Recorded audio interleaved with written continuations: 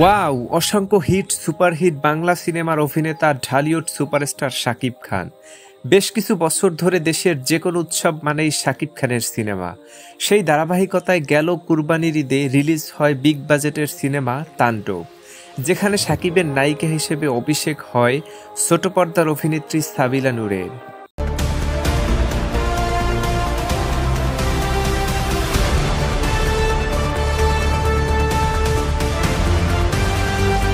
তবে এবার শাকিবের নতুন সিনেমা প্রিন্সে আসছে নতুন চমক, যেখানে শাকিবের বিপরীতে অভিনয় করবেন দুবাইয়ের রাজকুমারী শেখা মেহেরা।